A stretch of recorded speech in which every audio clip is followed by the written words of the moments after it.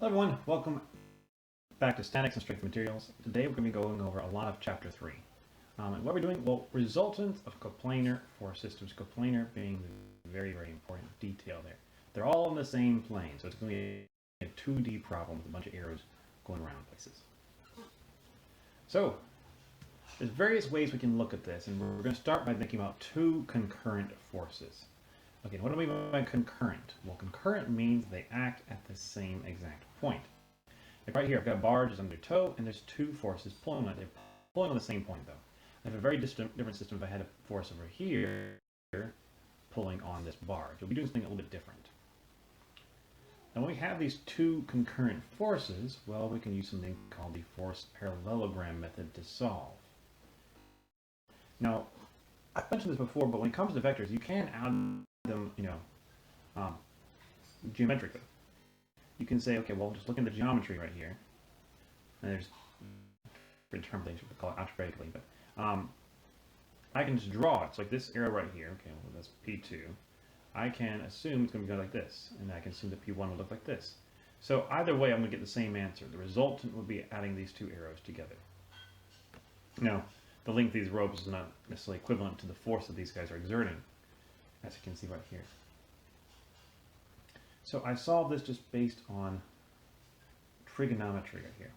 So I have one arrow, okay, beautiful, and my second arrow right here, wonderful, and then I can just move that one up. So I start either this arrow, the second arrow, at the tail or the head of the first arrow, and then drag it over to where it ends, or I'm very, very careful. I start this first arrow at the head of the second arrow and drag it up. And either way, I will get to the exact same point. Now, this is what's called the force parallelogram method, though it doesn't have to be a force, it can work for any type of vector. Now let's walk through these steps one by one. So you are making a parallelogram. So, I mean, honestly, you don't have to discern which one you start with. You can just start with either one.